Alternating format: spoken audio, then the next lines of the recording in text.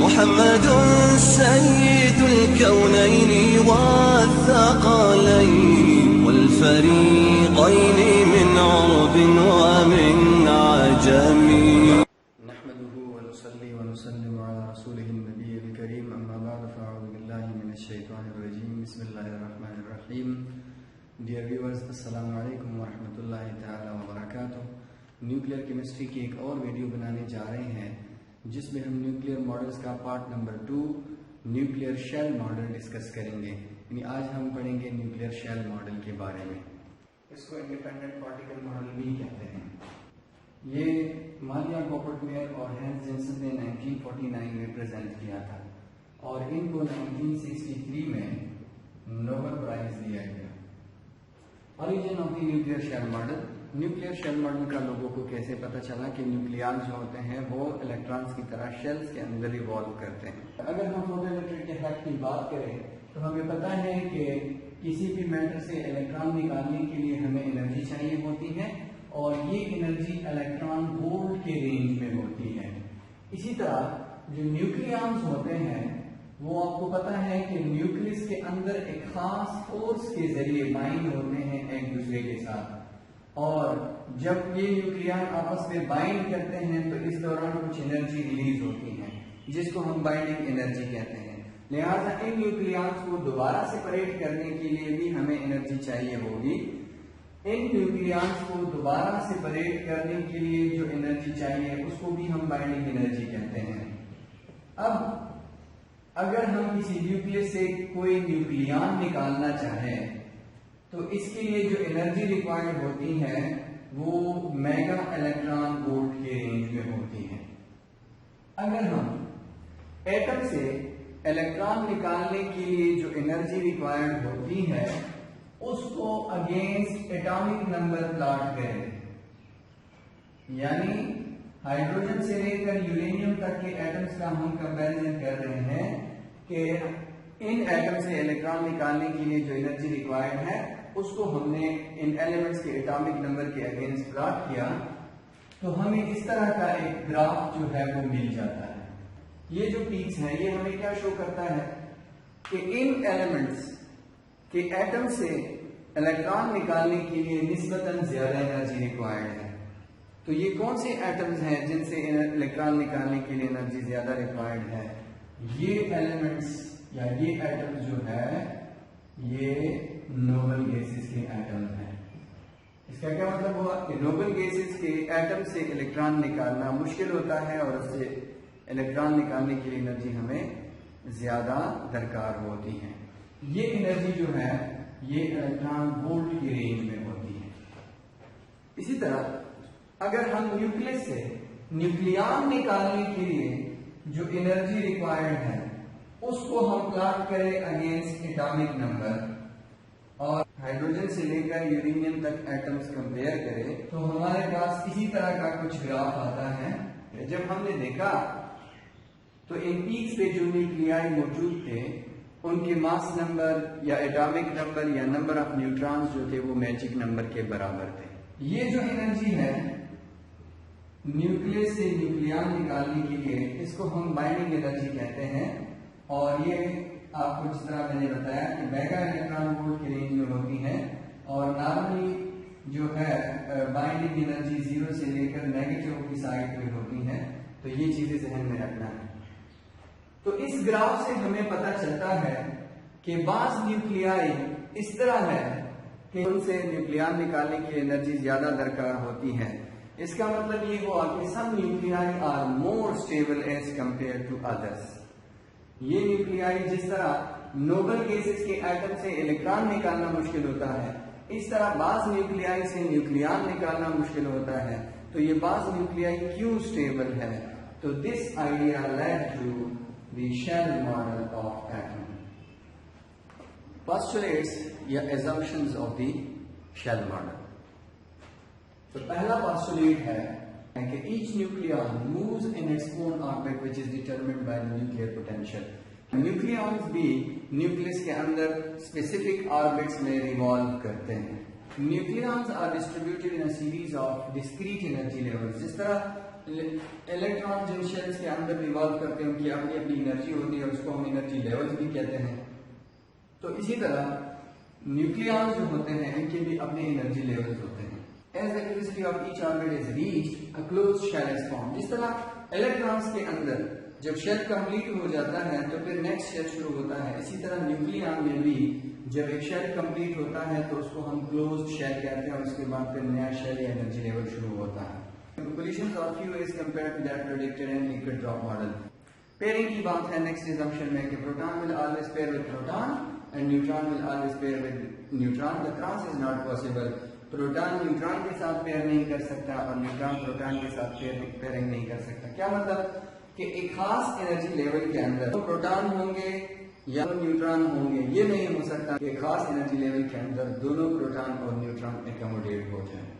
अच्छा, next assumption है कि nucleon in a particular energy level will have opposite spin. जिस तरह इलेक्ट्रॉन की केस में एक खास ऑर्बिटल के अंदर दो इलेक्ट्रॉन्स का स्पिन हमेशा अपोजिट होगा, इसी तरह एक खास एनर्जी लेवल के अंदर न्यूक्लियॉन्स का स्पिन अपोजिट होगा। यानी जब दो प्रोटॉन एक खास एनर्जी लेवल के अंदर होंगे तो वो अपोजिट स्पिन के साथ उस एनर्जी लेवल को ऑक्युपाई करेंगे, या अगर किसी एनर्जी लेवल में दो न्यूट्रॉन्स होंगे तो उनका भी स्पिन क्या होगा, अपोजिट होगा। In case of odd number of protons, neutrons are both, the nuclear properties like spin, chirality and magnetic moments are decided by the presence of unpaired nucleon. Magnetic properties हम discuss करते हैं unpaired electron की वजह से।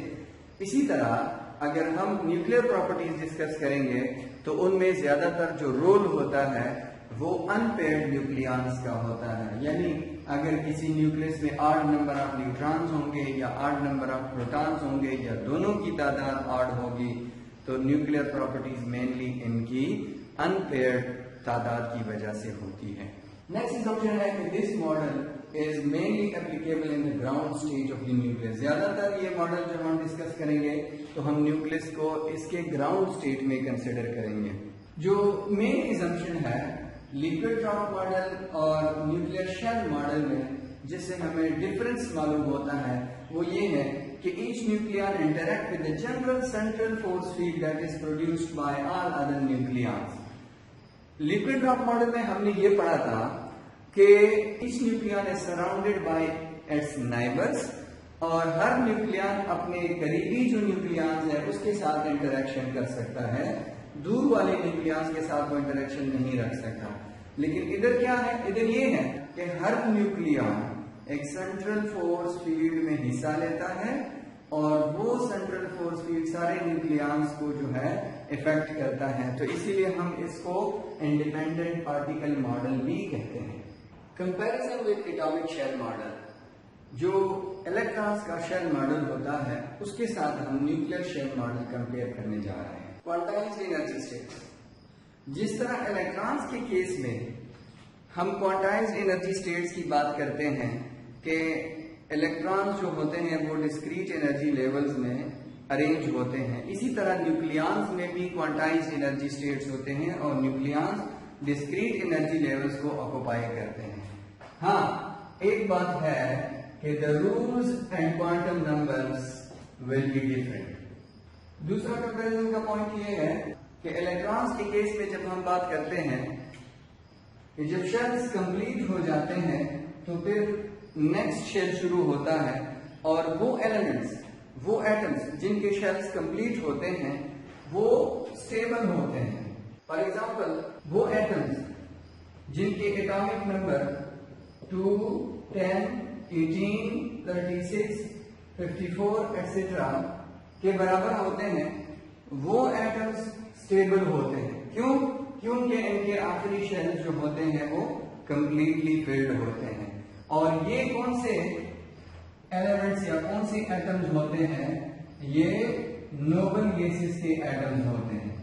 इसी तरह nuclei with A or Z is equal to 2, 8, 20, 28, 50, 82 and 126 will be stable। ऐसे nuclei जिनके एटॉमिक नंबर या मास नंबर या न्यूक्लियन नंबर या न्यूट्रॉन की तादाद इन नंबर्स के बराबर होगी वो न्यूक्लियाई स्टेबल होंगे। इन नंबर्स को हम क्या कहते हैं, मैजिक नंबर्स कहते हैं। यानी जिस तरह इलेक्ट्रॉन्स के केस में जिन एटम्स के शेल्स कंप्लीट होते हैं और उनके एटॉमिक नंबर इन नंबर्स के बराबर होते हैं, तो वो एटम स्टेबल होते हैं जो नोबल गैसेस के एटम हैं। इसी तरह जिन न्यूक्लियाई के न्यूक्लियन नंबर या प्रोटॉन नंबर इन नंबर्स के बराबर होंगे, जिनको हम मैजिक नंबर्स कहते हैं, वो न्यूक्लियाई स्टेबल होंगे। नेक्स्ट कंपैरिजन का पॉइंट ये है कि by solving Schrodinger wave equation for coulomb potential of electrons, the values for shells and subshells were obtained. आपको पता है कि इलेक्ट्रॉन जो होता है वो कूलम फोर्स एक्सपीरियंस करता है, न्यूक्लियस और इलेक्ट्रॉन के दरमियान कूलम फोर्स ऑफ अट्रैक्शन होता है। हर शेल और सबशेल के लिए हम जब श्रोडिंगर इक्वेशन सॉल्व करते हैं तो स्पेसिफिक वैल्यूज हमें मिल जाते हैं। इसी तरह अगर हम श्रोडिंगर वेव इक्वेशन सॉल्व करते हैं for square wave potential and harmonic oscillator potential, the values emerged didn't match the magic numbers. अगर हम न्यूक्लियाई के लिए square wave potential model suggest करें और श्रोडिंगर वेव इक्वेशन सॉल्व करें, तो जो वैल्यूज हमें मिल जाती हैं वो मैजिक नंबर्स के साथ मैच नहीं करती। इसका मतलब ये हुआ कि मैजिक नंबर वाले न्यूक्लियाई जिसको हम स्टेबल कंसीडर करते हैं या वो जो स्टेबल होते हैं, श्रोडिंगर वेव इक्वेशन अगर हम स्क्वायर वेव पोटेंशियल के लिए सॉल्व करें तो हमें मैजिक नंबर की स्टेबिलिटी का अंदाजा नहीं लगता कि why nuclei with magic numbers are stable. इसी तरह अगर हम इसके लिए harmonic oscillator potential model suggest करें और उसके लिए श्रोडिंगर वेव इक्वेशन सॉल्व करें, तो हमें जो वैल्यूज मिलती हैं वो भी मैजिक नंबर्स के साथ मैच नहीं करती। यानी हम जिस तरह इलेक्ट्रॉन की कूलम पोटेंशियल के लिए श्रोडिंगर वेव इक्वेशन सॉल्व करते हैं और हमें जो कंप्लीट शेल्स या कंप्लीट सब शेल्स होते हैं उनकी स्टेबिलिटी का अंदाजा लग जाता है, तो इसी तरह अगर हम न्यूक्लियंस के लिए हार्मोनिक ऑसिलेटर पोटेंशियल या स्क्वायर वेव पोटेंशियल कंसीडर करें और उसके लिए श्रोडिंगर वेव इक्वेशन सॉल्व करें, तो हमें मैजिक नंबर की स्टेबिलिटी का अंदाजा इससे नहीं लगता। इसका मतलब ये हुआ कि न्यूक्लियर स्टेबिलिटी को एक्सप्लेन करने के लिए हम स्क्वायर वेव पोटेंशियल या हार्मोनिक ऑसिलेटर पोटेंशियल नहीं ले सकते।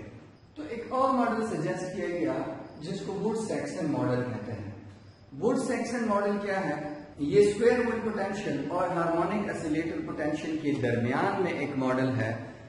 Again when Schrodinger wave equation was solved for would-Saxon model, the number didn't match magic numbers. यानी कि हमें फिर इसके श्रोडिंगर वेव इक्वेशन के सॉल्यूशन से न्यूक्लियाई विद मैजिक नंबर्स की स्टेबिलिटी का अंदाजा नहीं लग सकता। An appropriate model was needed that can suggest the stability of nuclei with nucleon number as equal to magic number.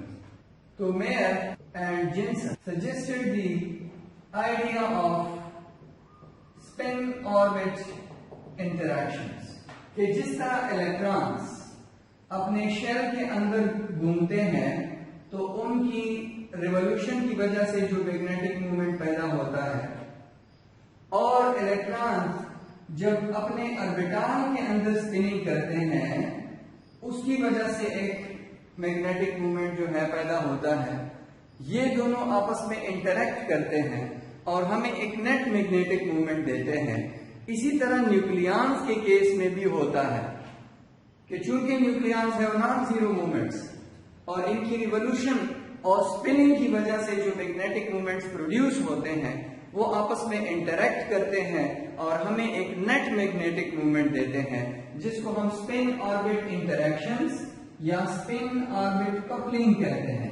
तो वो न्यूक्लियाई जिनके न्यूक्लियन नंबर मैजिक नंबर के बराबर होते हैं उनकी स्टेबिलिटी एक्सप्लेन करने के लिए जो परफेक्ट मॉडल है वो क्या है कि अगर हम वुड-सैक्सन मॉडल कंसीडर करें और साथ में स्पिन ऑर्बिट इंटरेक्शन को भी काउंट करें, तो फिर हम मैजिक नंबर्स की स्टेबिलिटी को एक्सप्लेन कर सकते हैं।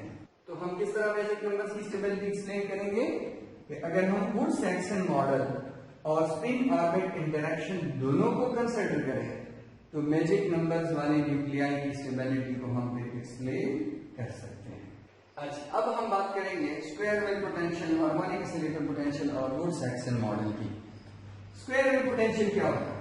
अगर हम एक स्क्वायर वेल कंसिडर करें और एक न्यूक्लियन इस पोटेंशियल वेल के अंदर मौजूद है, तो इस न्यूक्लियन को out of the well release करने के लिए जो एनर्जी चाहिए उसको हम बाइंडिंग एनर्जी कहते हैं। अब स्क्वायर वेल पोटेंशियल में ये होता है कि जो एनर्जी लेवल्स होते हैं उसमें स्पेसिंग इक्वल होती है, लेकिन न्यूट्रॉन्स और प्रोटॉन्स के केस में एनर्जी स्पेसिंग जो होती है वो इक्वल नहीं होती। लिहाजा हम स्क्वायर वेल पोटेंशियल जो है वो न्यूक्लियस की स्टेबिलिटी को एक्सप्लेन करने के लिए यूज नहीं कर सकते। दूसरा, अगर हम न्यूक्लियस की स्टेबिलिटी एक्सप्लेन करने के लिए हार्मोनिक ऑसिलेटर पोटेंशियल कंसीडर करें, तो जब हमने श्रोडिंगर इक्वेशन सॉल्व किया हार्मोनिक ऑसिलेटर पोटेंशियल के लिए और स्टेबल न्यूक्लियाई के लिए जो हमें नंबर मिल रहे थे वो मैजिक नंबर्स के साथ मैच नहीं कर रहे थे, लिहाजा हम न्यूक्लियस की स्टेबिलिटी को हार्मोनिक ऑसिलेटर पोटेंशियल के साथ भी एक्सप्लेन नहीं कर सकते। तो फिर क्या हुआ? वुड-सैक्सन मॉडल को कंसिडर किया गया। वुड-सैक्सन मॉडल क्या होता है? वो स्क्वायर वेल पोटेंशियल और हार्मोनिक ऑसिलेटर पोटेंशियल के दरमियान में एक मॉडल है।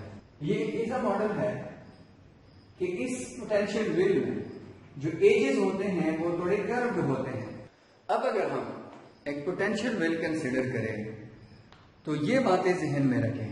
The protons energy levels are higher than the energy levels of neutrons.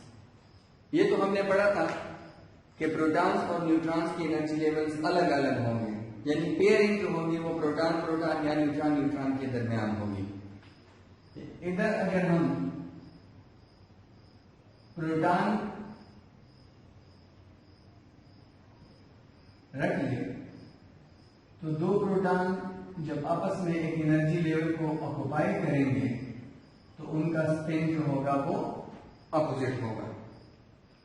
दूसरी बात यह है कि जो न्यूट्रॉन्स के एनर्जी लेवल होंगे ये थोड़े से लोअर होंगे as compare to that of protons. दूसरी बात कि जो स्पेसिंग होगी एनर्जी लेवल्स में वो भी प्रोटॉन्स की थोड़ी बहुत ज्यादा होगी as compare to that of neutrons. अब why the energy spacing between the energy levels of proton is larger as compared to that of neutron? This is because of the superposition of Coulomb's repulsive forces and strong nuclear attractive forces. Protons की case में क्या होता है? दो forces आमने सामने होते हैं। एक प्रोटॉन प्रोटॉन के दरमियान कूलम रिपल्सिव फोर्सेस ऑपरेट करते हैं और दूसरा जो स्ट्रॉन्ग न्यूक्लियर अट्रैक्टिव फोर्स है, जबकि न्यूट्रॉन्स के अंदर रिपल्सिव फोर्सेस नहीं होते क्योंकि उनमें चार्ज नहीं होता, तो they do not experience the coulomb repulsive forces. That is why the spacing between the protons energy levels are higher as compared to that of neutrons. The difference between energy levels of protons and neutrons is directly proportional to Z. क्या मतलब? कि neutrons और protons की energy levels के दरमियान जो difference है वो एटॉमिक नंबर के साथ डायरेक्ट रिलेशन में है। क्या मतलब? कि वो न्यूक्लिया है जिसके एटॉमिक नंबर्स हाई होते हैं उनमें न्यूट्रॉन्स और प्रोटॉन्स के एनर्जी लेवल्स के दरमियान जो स्पेसिंग है या जो डिफरेंस है वो ज्यादा होगा, और वो न्यूक्लियाई जिनके एटॉमिक नंबर्स लो होते हैं उनमें प्रोटॉन्स और न्यूट्रॉन्स के एनर्जी लेवल्स के दरमियान डिफरेंस जो है वो कम होगा। एक क्वेश्चन पूछा जाता है कि why nuclei tend to have more neutrons, या why nucleus tends to have more neutron, nucleus ज्यादा न्यूट्रॉन्स की कोशिश क्यों करता है? तो it is energetically favourable for a nucleus to have more neutrons. Why? Because अभी आपने पढ़ा कि neutrons have lower energy as compare to protons. जो एनर्जी लेवल्स ऑफ न्यूट्रॉन होते हैं वो लो होते हैं। तो अगर एक खास energy level comparable energy levels हम कंसीडर करें तो न्यूट्रॉन्स लो एनर्जी लेवल को ऑक्युपाई करते हैं और प्रोटॉन थोड़े हाई एनर्जी लेवल्स को ऑक्युपाई करते हैं। तो न्यूक्लियस अगर स्टेबिलिटी की तरफ जाना चाहता है तो वो लो एनर्जी वाले न्यूट्रॉन्स को फेवर करेगा as compare to high energy protons, क्योंकि प्रोटॉन की एनर्जी न्यूट्रॉन के लिहाज से ज्यादा होती है।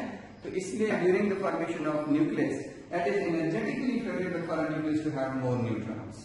इसका सबूत इस बात से मिलता है कि nuclei undergo beta emission to convert high energy protons into low energy neutrons in order to gain stability.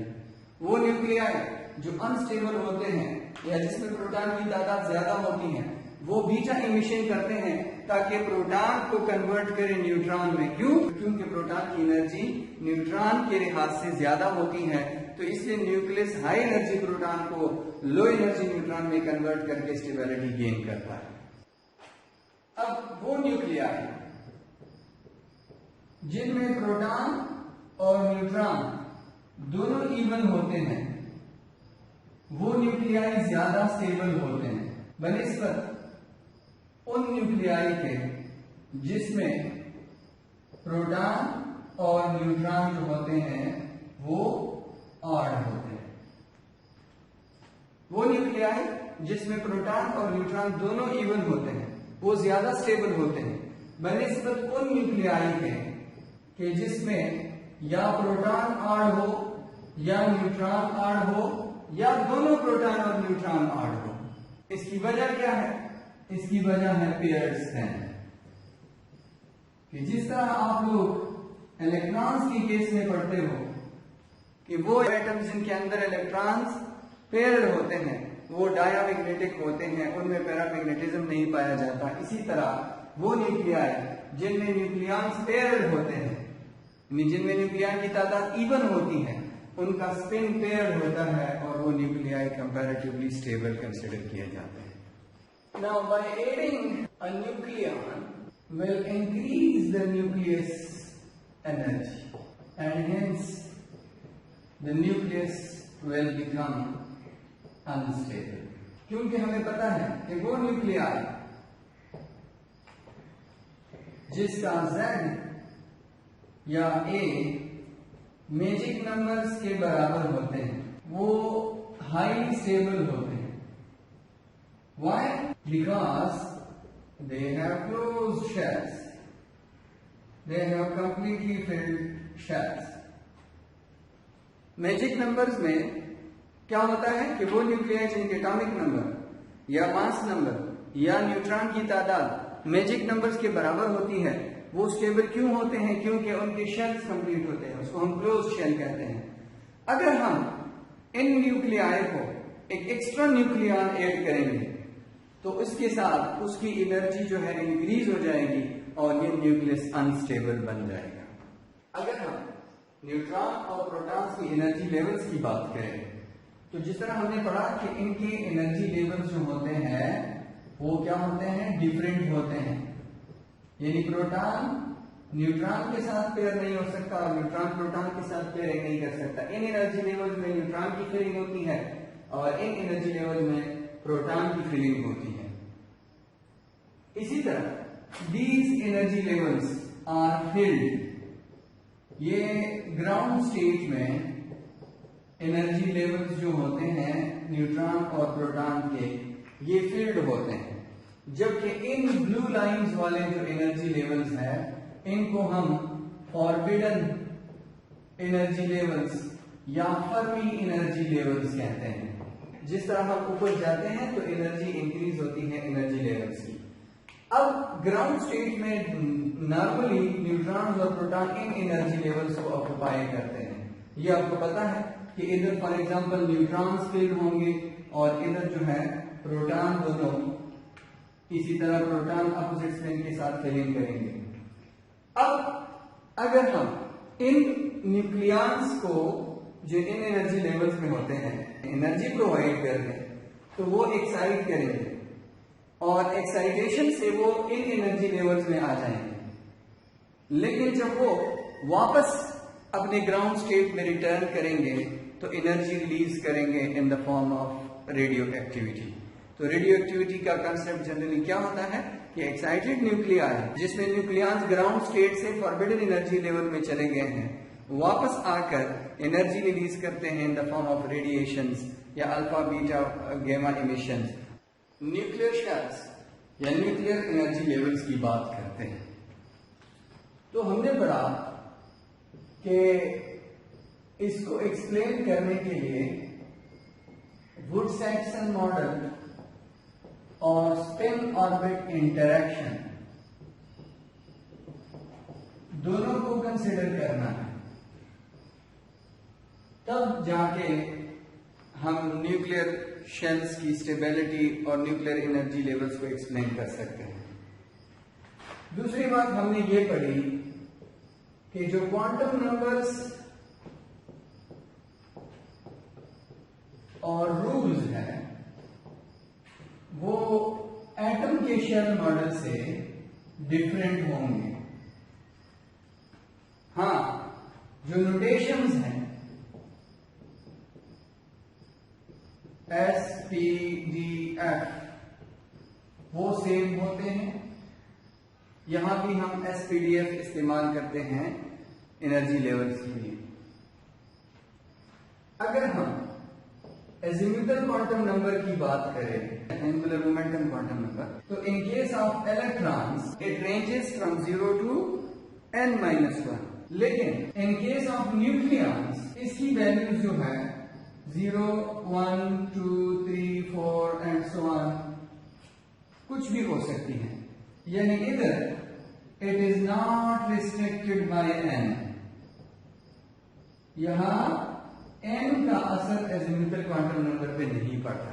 और उसी तरह जब हम इलेक्ट्रॉन की केस में कहते हैं कि when l is equal to 0, 1, 2, 3, 4, 5, 6 तो फिर सबशंस s, p, d, f, g, h, i होते हैं। तो same is the case here. इधर एक और कंसेप्ट हम पढ़ते हैं jth क्वांटम नंबर।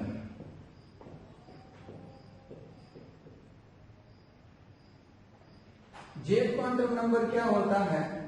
ये एजिमुथल और स्पिन क्वांटम नंबर के सम के बराबर होता है। फॉर एग्जाम्पल हम l इज इक्वल टू 1 ले लें यानी p सबशेल और स्पिन हम हाफ ले लें तो j is equal to 1 plus half is equal to 3/2। j के जो वैल्यूज होंगे वो हाफ, 3/2, 5/2, 7/2 एंड सो ऑन इस तरह होंगे। अब अगर हम वैल्यूज ऑफ j कंपेयर करें the number of nucleons that can have this value, कि अगर j की वैल्यू हाफ होती है तो 2 न्यूक्लियॉन्स ऐसे हो सकते हैं जिनकी वैल्यू ये होगी। इसी तरह 4 न्यूक्लियॉन्स ऐसे हो सकते हैं जिनकी वैल्यू 3/2 हो सकती है j की वैल्यू। इसी तरह अगर किसी एनर्जी लेवल की j वैल्यू 5/2 है तो 6 nucleons can have the same arrangement, या 8 nucleons can have the value of j quantum number as 7/2। इसको जनरलाइज कर दें, j is equal to x/2। अगर j की वैल्यू x/2 होती है then the number of states allowed will be equal to x plus 1। यहाँ देखें, अगर x की वैल्यू 1 है तो number of allowed state x plus 1 is equal to 2। अगर x यहाँ पे हम 3 ले लेते हैं तो x by 2 यानी 3 by 2, तो 3 plus 1 is equal to 4। For example हमें एक न्यूक्लियर शेल या एनर्जी लेवल दिया गया है 1p3/2। फर्स्ट शेल का p सब शेल जिसका j क्वांटम नंबर 3/2 के बराबर है। This 3/2 is jth quantum number. आपको पता है कि when L is equal to 0, 1, 2, 3, 4, 5, 6, तो जो सब शेल होते हैं S, P, D, F, G, H, I होते हैं। P का मतलब होता है कि ज़मीनी क्वांटम नंबर की वैल्यू 1 है। तो इस केस में अगर हम देखें तो 3/2 का अगर हम x plus 1 मालूम करें तो x plus 1 is equal to 3 plus 1 is equal to 4। इस 4 का क्या मतलब है कि there are 4 nucleons that can have this arrangement। 4 ऐसे न्यूक्लियन हो सकते हैं ये जिनमें ये अरेंजमेंट पॉसिबल है। इसी तरह हम एक और एनर्जी लेवल 3s1 और 2 कंसीडर करते हैं। तो इसका अगर हम x plus 1 देख लें तो वो क्या है 2 है। इसका मतलब है कि 2 nucleons can have this arrangement 3s1 और 2। Nuclear shells and magic numbers. अब हम न्यूक्लियर एनर्जी लेवल्स को बनाएंगे कि किस तरह न्यूक्लियॉन्स जो होते हैं एनर्जी लेवल्स को ऑक्युपाई करते हैं। जिस तरह इलेक्ट्रॉन्स में हम कहते हैं कि 1s2s 2p 3s 3p वगैरह, इसी तरह जो न्यूक्लियर शेल्स होते हैं वो कैसे अरेंज होते हैं वो पढ़ने जा रहे हैं। इसके आखिर में मैं आपको इसका बनाने का शॉर्टकट तरीका भी सिखाऊंगा इंशाल्लाह। अच्छा, न्यूक्लियर शेल्स और मैजिक नंबर्स। न्यूक्लियर शेल्स को पहले बगैर स्प्लिटिंग के हम पढ़ने जा रहे हैं ताकि आपको समझ आ जाए कि इन नोटेशंस का मतलब क्या है। तो ये शेल्स हैं इंक्रीजिंग एनर्जी के लिहाज से। बाइंडिंग एनर्जी चुनते हैं हम नेगेटिव से ऊपर 0 की तरफ इसको ले जाते हैं, ठीक है। यहाँ हम बाइंडिंग एनर्जी की बात करेंगे। इलेक्ट्रॉन्स के केस में हम जनरली एनर्जी की बात करते हैं। और ये इनके नोटेशंस हैं 1s half, 1p3/2, 1p1/2, 1p5/2 वगैरह। वहां पे हम जिस तरह 1s2s 2p 3s 3p वगैरह की बात करते हैं।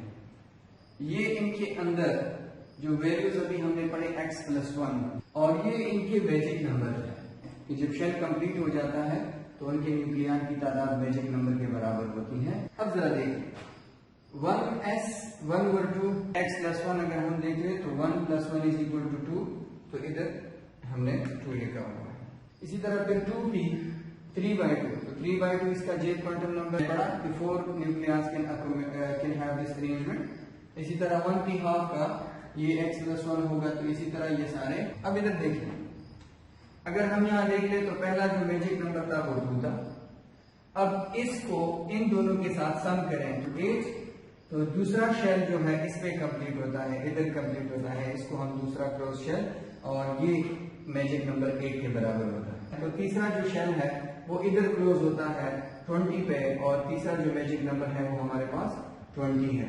अब हमने पढ़ा था कि मैजिक नंबर्स क्या होते हैं कि जब न्यूक्लियस का एटॉमिक नंबर या मास नंबर या प्रोटॉन या न्यूट्रॉन की तादाद इन मैजिक नंबर्स के बराबर होती है तो वो न्यूक्लियर स्टेबल होते हैं। क्यों स्टेबल होते हैं? क्योंकि जिस तरह इलेक्ट्रॉन के केस में जिन एटम का शेल कंप्लीट होता है वो एटम स्टेबल होते हैं, जिस तरह नोबल बेसिस हैं, तो इसी तरह वो न्यूक्लियाई जिनके न्यूक्लियर नंबर मैजिक नंबर के बराबर होते हैं तो उनमें शेल्स क्लोज होते हैं, शेल्स कंप्लीट होते हैं, इसीलिए वो न्यूक्लियाई स्टेबल होते हैं। तो जरा चेक कर लें, पहला जो शेल है वो इधर 2 पे क्लोज होता है, तो इसीलिए वो न्यूक्लियाई जिसका मास नंबर न्यूक्लियर नंबर 2 के बराबर होता है, तो ये एक मैजिक नंबर है, वो न्यूक्लियर स्टेबल होता है। इसी तरह अगर हम दूसरा शेल देख लें तो इधर कंप्लीट होता है। टोटल नंबर ऑफ न्यूक्लियॉन्स अगर हम काउंट कर लें तो 2 + 4 + 2 टोटल 8 बनते हैं। तो 8 एक मैजिक नंबर है, जिन न्यूक्लियाई का न्यूक्लियर नंबर 8 के बराबर होगा वो भी स्टेबल होंगे। इसी तरह अगर हम इधर से स्टार्ट करें 2 + 4 + 2 6 2 4 तो टोटल 20 के बराबर, तो तीसरा शेल इधर क्लोज होता है। अगर जिन न्यूक्लियाई का न्यूक्लियर नंबर 30 के बराबर होता है वो भी स्टेबल होते हैं।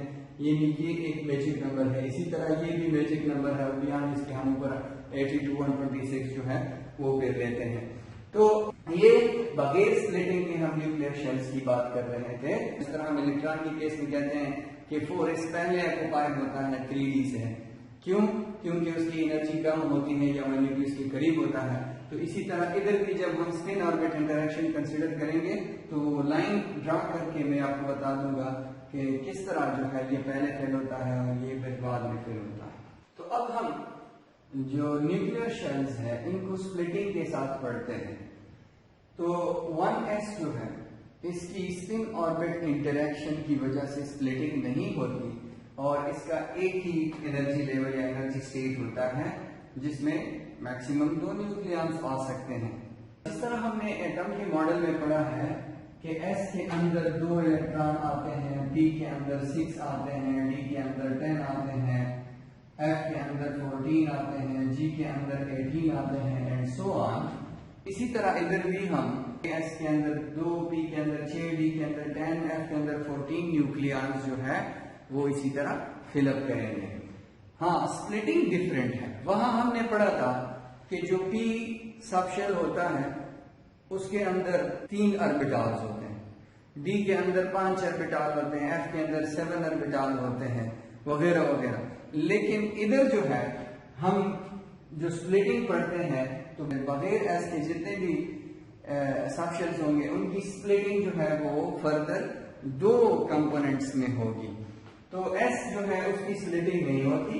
जो p है 1p उसकी स्प्लिटिंग जो है 2 फर्दर कंपोनेंट्स में होती है जिसमें एक में 4 दूसरे में 2 न्यूक्लियॉन्स आते हैं। तो आपको पता है कि x+1 तो अगर 4 है तो इसकी jth क्वांटम नंबर वैल्यू 3/2 होनी चाहिए। तो 1p 3/2 और 1p 1/2 ये इसके 2 स्प्लिटिंग है स्पिन ऑर्बिट इंटरेक्शन की वजह से। 1d जो है वो भी 2 कंपोनेंट में सिलेक्ट होती है जिसमें एक के अंदर 6 और दूसरे के अंदर 4 न्यूक्लियॉन्स आते हैं और इसकी जो नोटेशन होती है 1d 5/2 और 1d 3/2 होती है। इसी तरह नेक्स्ट जो है वो 2s है। 2s की स्प्लिटिंग नहीं होती और उसके अंदर मैक्सिमम 2 न्यूक्लियॉन्स आते हैं। 1f अगेन 2 कंपोनेंट्स में स्प्लिट होता है, एक के अंदर 8 और दूसरे के अंदर 6 न्यूक्लियॉन्स आते हैं। इसको हम 1f7/2 और इसको हम 1f5/2 के साथ डिनोट करते हैं। 2p अगेन जो है 1p की तरह इसकी 2 कंपोनेंट में स्प्लिटिंग होगी, एक के अंदर 4 और दूसरे के अंदर 2 न्यूक्लियॉन्स आएंगे। तो एक को हम 2p 3/2 और दूसरे को हम 2p 1/2 से डिनोट करते हैं। 1g जो है इसकी भी 2 कंपोनेंट में स्प्लिटिंग होती है और इसके अंदर 10 और 8 न्यूक्लियॉन्स आएंगे। टोटल हमने पढ़ा कि g के अंदर 18 न्यूक्लियॉन्स आते हैं और 1g 9/2 और 1g 7/2 इसकी नोटेशन होगी या इस तरह हम इसको डिनोट करेंगे। हमने पढ़ा था कि जो एटम का शेल मॉडल होता है और न्यूक्लियस का शेल मॉडल उसमें डिफरेंस होता है। तो एक डिफरेंस ये भी है कि एटम के शेल मॉडल में g सबशेल की फिलिंग नहीं होती, उसकी जरूरत हमें नहीं पड़ती, उससे पहले सारे एलिमेंट की इलेक्ट्रॉनिक कॉन्फ़िगरेशन खत्म हो जाती है।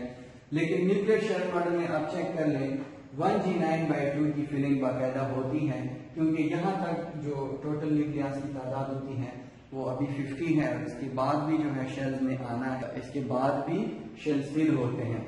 अच्छा, ये जो है ये मैजिक नंबर है। किस तरह कि जो पहला शेल इससे पहले वाले में मैंने एक्सप्लेन किया कि पहला शेल जहां पे क्लोज होता है तो ये होता है, तो पहला मैजिक नंबर 2 है।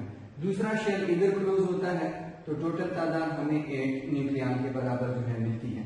तीसरा शेल 20 न्यूक्लियॉन्स पे क्लोज होता है तो ये तीसरा मैजिक नंबर 20 है यहाँ पे, ठीक है। फिर फोर्थ मैजिक नंबर 28 है तो ये इधर जो है ये इस जगह तक fourth magic number fourth shell इधर तक कंप्लीट हो जाता है।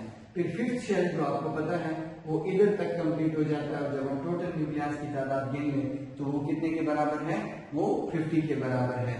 तो मैजिक नंबर जो है वो मैंने आपको बताया भी कि 2, 8, 20, 28, 50, 82 और 126 ये जो है मैजिक नंबर है, यानी वो न्यूक्लियाई जिनकी न्यूक्लियन नंबर्स इन नंबर्स के बराबर होंगे, वो ज्यादा स्टेबल होंगे। Those nucleon numbers are equal to magic numbers have closed shells, have completely filled shells, that is why they are more stable as compare to other nuclei. अब nuclear shells को याद करने का ट्रिक पढ़ते हैं कि किस तरह हम आसान तरीके से न्यूक्लियर शेल या एनर्जी लेवल्स को याद कर लें। एटम के शेल मॉडल से हमें पता है कि इसके अंदर 2, पी के अंदर 6, डी के अंदर 10, एफ के अंदर 14 और जी के अंदर 18 इलेक्ट्रॉन्स आते हैं।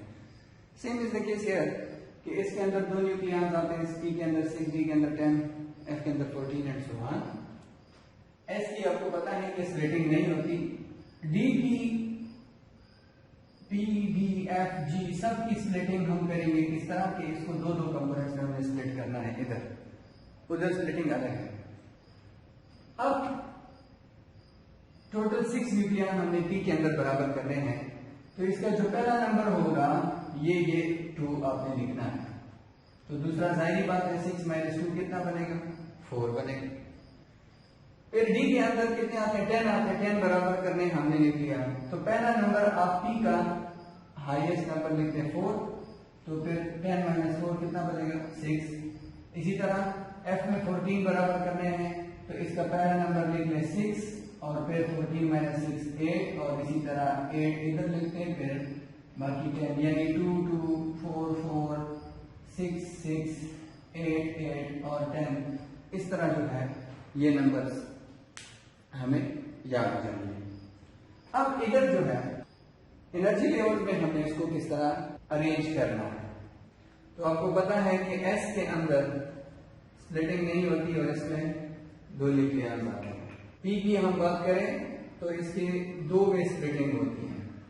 इसी तरह डी के अंदर भी क्या होती है, 2 कंपोनेंट में। इसी तरह एफ की स्प्लिटिंग भी 2 कंपोनेंट में और इसी तरह जी की भी स्प्लिटिंग 2 कंपोनेंट्स में होती है।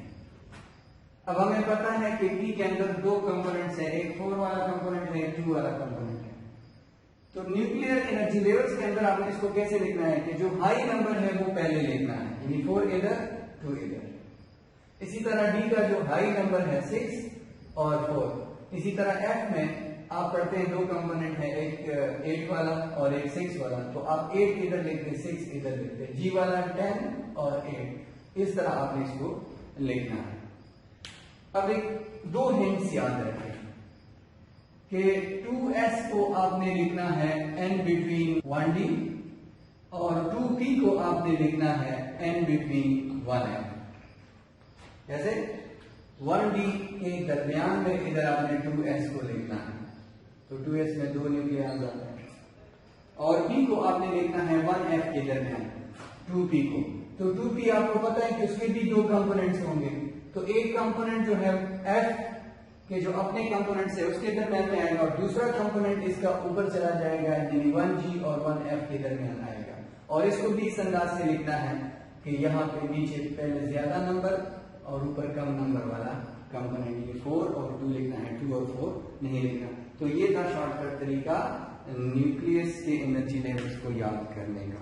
Evidence of nuclear shell model या evidence of existence of magic numbers. जो शेल मॉडल हमने एक्सप्लेन किया, क्या प्रैक्टिकली हम इसको प्रूव कर सकते हैं या मैजिक नंबर का एग्जिस्टेंस क्या प्रैक्टिकली मौजूद है कि नहीं, ये पढ़ने जा रहे हैं। अगर हम इनके लेवल्स के मुकाबले में इन 3 न्यूक्लियाई को देखें तो ये बहुत ज्यादा स्टेबल है। क्यों? क्योंकि इनमें डबल मैजिक नंबर्स पाए जाते हैं। डबल मैजिक नंबर्स क्या? हीलियम के अंदर प्रोटॉन की तादाद भी 2 है और न्यूट्रॉन की तादाद भी 2 है। इसी तरह इधर प्रोटॉन की तादाद भी 8 है, न्यूट्रॉन की तादाद भी 8 है। इसी तरह प्रोटॉन और न्यूट्रॉन दोनों की तादाद 20 है। तो ऐसे न्यूक्लियाई जिसमें प्रोटॉन और न्यूट्रॉन दोनों मैजिक नंबर्स के बराबर होते हैं तो इसको हम डबली मैजिक नंबर्स कहते हैं और ये बहुत ज्यादा स्टेबल न्यूक्लियाई होते हैं। दूसरा एविडेंस ये है कि nuclei having magic numbers have a large number of isotopes and isotones। वो न्यूक्लियाई जिनकी न्यूक्लियर नंबर मैजिक नंबर के बराबर होते हैं इनके आइसोटोप्स और आइसोटोन्स की तादाद बाकी न्यूक्लियाई के मुकाबले में काफी ज्यादा होती है। फॉर एग्जाम्पल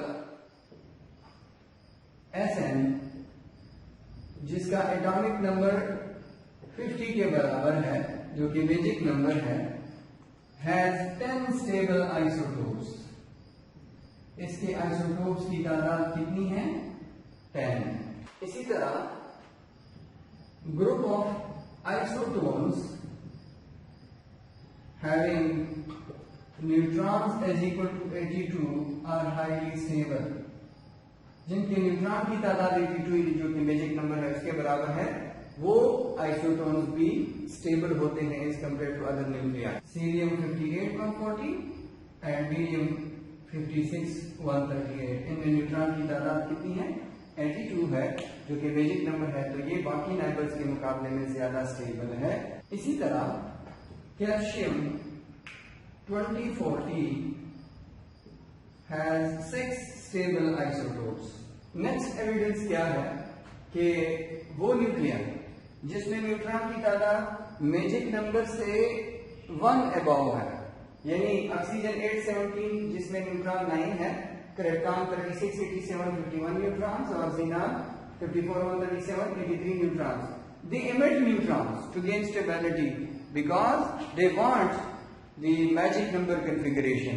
तो अगर ये एक एक न्यूट्रॉन इमिट करते हैं तो इनकी कन्फिगरेशन क्या हो जाती है? मैजिक नंबर के बराबर हो जाती है, जिसकी वजह से ये स्टेबल बन जाते हैं। अगर हम लेड 82208 को देख लें और इससे हम 126 न्यूट्रॉन रिमूव करना चाहें तो इसके लिए हमें 7.36 मेगा इलेक्ट्रॉन वोल्ट की एनर्जी चाहिए। क्यों?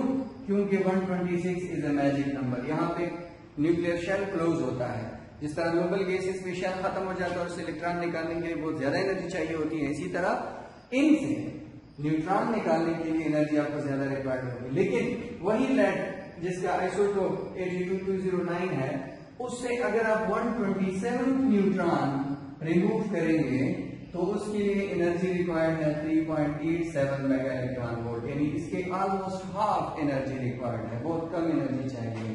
तो ये एक मैजिक नंबर की एग्जिस्टेंस का एक और एविडेंस है।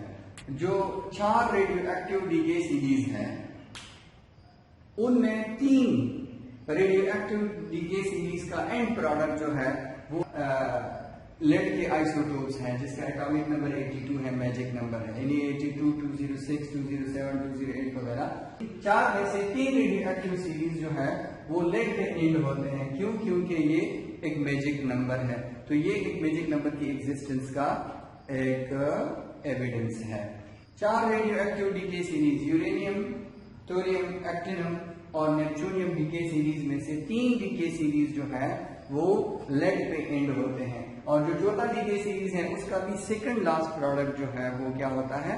वो भी लेड होता है। बाइंडिंग एनर्जी पर न्यूक्लियर मैजिक नंबर्स के लिए दूसरों के मुकाबले में काफी ज्यादा है। ये एक और एविडेंस है। नेक्स्ट एविडेंस क्या है कि वो एटम जो अल्फा इमिटर्स हैं they tend to attain configuration like magic number. Next evidence ये है कि जो हीलियम है 24 it is the most abundant element in the universe, यानी ये सबसे स्टेबल और सबसे एबंडेंट एलिमेंट है। इसकी वजह कि ये डबली मैजिक नंबर है। लास्ट जो एविडेंस है वो ये है कि वो न्यूक्लियाई जिनकी कॉन्फ़िगरेशंस मैजिक नंबर होते हैं they tend to be perfectly spherical in shape। उनके न्यूक्लियाई परफेक्टली स्फेरिकल होते हैं। This is because of what? Because they have 0 quadruple electric moment।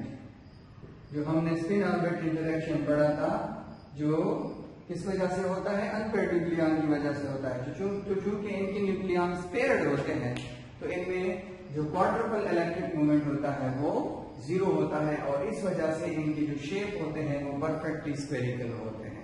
यानी ऐसे न्यूक्लियाई परफेक्ट स्फेयर्स होते हैं। तो ये एक डिटेल्ड एक्सप्लेनेशन थी न्यूक्लियर शेल मॉडल की। नेक्स्ट वीडियो में इंशाल्लाह फिर हाजिर होंगे, तब तक के लिए इजाजत। अल्लाह हाफिज़। अस्सलामु अलैकुम वरहमतुल्लाहि ताला व बरकातहू।